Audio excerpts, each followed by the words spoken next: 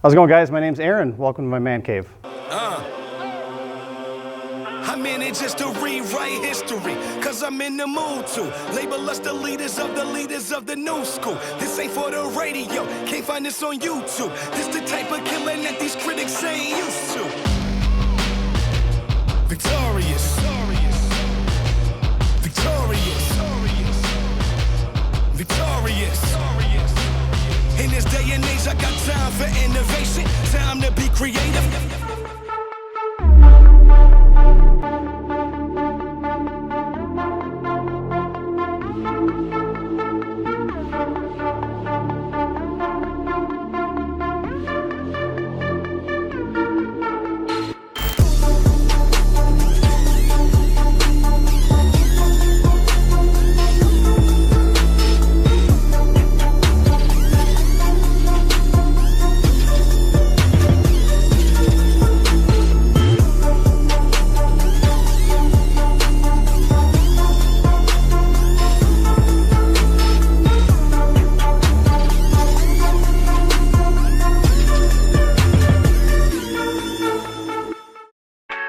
My passion for cars started when I was a kid. Probably started with the Back to the Future movies. I was really into that series of movies, which featured, of course, the DeLorean, but those were pretty uncommon, pretty out of reach. So instead, I started with Ford Escorts instead, but not just a standard Escort, the Escort GT, which was a pretty sporty version of the Ford Escort back in the 80s. And they were available cheap, and they were kind of cool. They had a factory body kit, a little bit of power, not enough to get in trouble with, but enough to have fun with.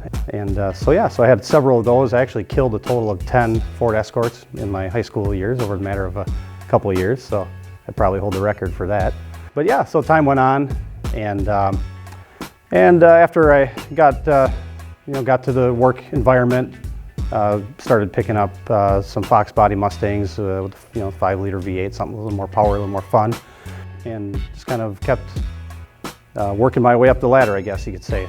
So time went on, and I started 2 businesses. I had a disc jockey entertainment business that I ran for about 16 years, and as well as an IT business that I still currently run to this day. And it's been quite the journey, but it's paid off. Times have been good. Been pretty fortunate. I've got a good team of people working for my companies, and it's allowed me to afford a lot of the vehicles you see behind me today. One of those vehicles I always wanted was a lifted Ford pickup truck. So you see right directly behind me, my 2012 F-250. It's got an 8-inch Icon lift system in it, rolling on 37 Toyos, 22 BMFs. Factory drivetrain, nothing done engine-wise. It's all cosmetic and suspension. It's got the Bushwhacker flares on it, things like that. That's kind of been my dream to have a lifted truck like that, and here it is. So I fulfilled my childhood dream actually just over a year ago, and I found a 1981 DeLorean DMC-12 behind me to the right here. Found it in Chicago, bought it from the original owner. The original owner's father bought it back in 81. And it's only got 22,000 miles on it. And I don't drive it very often, but there it is. I have it. It sits there next to the Back to the Future pinball as well. So I guess we're well on our way to having the whole movie collection going on here. So again, I've been pretty fortunate in business. It's allowed me to buy some of the other vehicles I've always kind of had on my list. Naturally, me, like most kids, had the Lamborghini Countach poster hanging on the wall. And now Countaches are a little out of touch, but instead, I was able to find myself a Gallardo, 2004 hardtop Gallardo with a 6-speed manual transmission. And I've had that vehicle for about 2 years now. I bought it down in Macon, Georgia. It's a lot of fun. Definitely an interesting looking car. And naturally, the whole Fox body Mustang thing has kind of come and gone, even though I do still have an active project with one of those cars. Ford has come out with some pretty high performance cars, Mustangs, starting in the mid 2000s, starting with the 2007 Shelby GT500, first factory vehicle that had 500 horsepower. And so I bought that vehicle brand new in 2007. I bought it at a dealer in Kansas City, Missouri. yeah, so that's been a pretty interesting car. Still only has about 7,000 miles on it, but it's a good way to get in trouble. So, and then recently I purchased a 2014 GT500. These were 662 horsepower factory. This one's got some hopped up go fast parts on it. This one's putting out around 750 to the crank. And that might be my new favorite car out of this whole bunch. It's an absolute blast to drive. It's got unbelievable power, unbelievable sound, just a whole lot of fun. So yeah, so as time went on, I had some extra time and a little extra money. I did some searching to try to find one of my high school cars. Obviously not the ones I destroyed, because those are all in the junkyard now, but to find a car worthy of restoring. And I did just that. I did what nobody ever does and will probably ever do again. I restored a 1986 Ford Escort to the glory of my high school cars, just to kind of live the old days over again. I mean, for me, it's more about the nostalgia and you know, and just remembering the old days as opposed to the flash and glam of you know, the newest, coolest car. Hard for me to say that with the Lambo sitting next to me here, but that's really the way it is for me. I mean, I like, you know, to me the nostalgia means just as much as the flashiness of something new and cool. So I found a car in Northern California, Chico, California, that was in really nice shape, and an 86 Escort, two-tone maroon and titanium car, and I basically stripped it down to a bare chassis, had the car completely repainted, and redid the entire drivetrain. I mean, all the details down, new belts, new hoses. Under the hood, it basically looks like a brand new car. So, so that's something that kind of, I guess, exemplifies my sickness and addiction to this to this hobby of mine. When it comes to Fox body Mustangs, there isn't really much that hasn't been done. You know, everybody's kind of moved on to newer vehicles, and but that was something I always really wanted to do. Was a really crazy build with a Fox body Mustang, and I definitely got myself into probably one of the more advanced builds that's ever been done. We started with a 91 Mustang GT hardtop and basically tore it down to a bare frame. Added well, started with all the common stuff, subframe connectors, roll bar, things like that. But the drivetrain, we decided to do something really unique and new. So Fox body cars have been supercharged for years with traditional centrifugal type superchargers by Vortec and Paxton and other manufacturers. But what we're doing with this car, we're using a TVS 2300 supercharger. This is a twisted Vortex style supercharger like you would find on a newer Shelby or even like the newer Mopars, and Camaros are using these now too. But we're taking that style supercharger and adapting it to an old school small block Ford. We started with a Boss 302 new production block. It's bored and stroked to a 363, and that uses a specially designed intake manifold designed by a guy from California named Lawrence Bryant, who worked for Magnuson Superchargers, and he custom made, or he had prototypes made to adapt that newer style supercharger to the old school small block Ford engine. It's not something that's ever been done, primarily because of the front mounted distributor on a small block Ford. It gets in the way. So this build involves not only the specially designed prototype intake manifold, which also has an air to water intercooler in it as well to cool the charge down.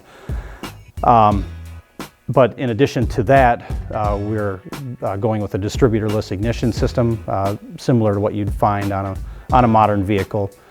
This vehicle actually uses GM LS coils and fired by a Holley HP EFI computer system, because the factory computer on that car, of course, was not capable of controlling an ignition system, only the fuel system.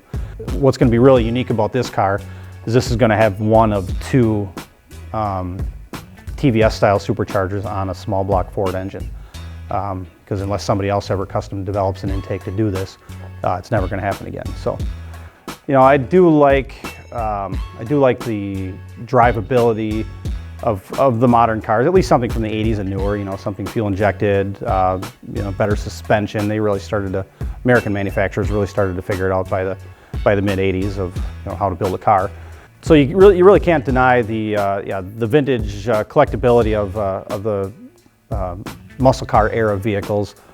And naturally, being a Ford guy, Mustang guy, I was interested in like a 69 Mach 1, and I was able to find that same vehicle, that exact vehicle in Beaver Dam, Wisconsin. I bought the vehicle in like October 20th of 2013, 14, whatever year it was. I owned the vehicle for 9 days, and the vehicle was T-boned by a driver that blew a stop sign into a 4-lane divided highway. She managed to make it across 3 lanes of occupied traffic, and finally T-boned me in the furthest lane over. Totaled the vehicle. Again, 9 days I owned the vehicle, and it was a total loss. The vehicle had to be rebuilt from the ground up. I bought the vehicle back from the insurance company. The silver lining of that deal is the vehicle is a better car than it was before the accident. It's got fresh paint, it's got better wheels, completely redone engine bay. It's a better car than it was. But yeah, so I also have one of the vehicles on my list was a 2003/2004 Mustang Cobra, also known as the Terminator cars. Those were the first factory supercharged vehicles that Ford ever produced. It's got a 390 horsepower, 32 valve V8. I've got a lot of other interesting hobbies that I've kind of fallen into over the years. Pinball machines, making noise behind me here. My father's been big into coin-op equipment, jukeboxes, pinballs, things like that. So I kind of grew up with that stuff around me, and that kind of wore off on me. So I've kind of gotten into that world a little bit with a little newer stuff. You know, my father is 63, so he's into mainly the 50s and 60s stuff. I'm more into the 70s, 80s, 90s stuff, including arcade games. He's not into arcades much, or at all really. So that's kind of been my latest addiction, is collecting arcade games. Just to give you an idea, a few months ago I had 4 that I've had for 15 years. Now in the last 3 months I've added like 20 plus to my collection, so I've kind of gone nuts with that. So another thing I've kind of always been into would be in the wintertime, of course, snowmobiling. My first snowmobile was a 1973 Massey Ferguson, just a piece of junk. Just like with everything else, time went on, business got better. I was able to buy some better equipment, better sleds. So now we ride all deep mountain snow in Wyoming and Idaho, as well as backcountry in Upper Michigan. So we've got a group of friends that we spend basically all winter together riding the backcountry sleds. There too, the nostalgia factor kind of kicked in, and I have been collecting and restoring some weird early 80s stuff, Yamahas and Kawasaki's, things like that. So I've kind of ended up doing builds in that world too. I've been buying some 80s and 90s sleds that are relatively inexpensive, but they kind of had sentimental value to me, I guess you could say, when I was a kid. The stuff I wanted, but I couldn't afford. So now I'm tracking that stuff down and rebuilding them and restoring them and trying to put them in my collection. So that's kind of been another little hobby of mine that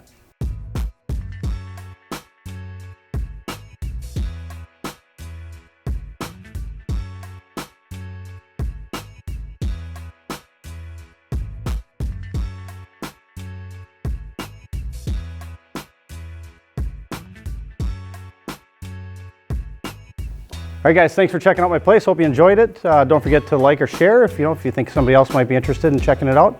Have a great day. Thanks.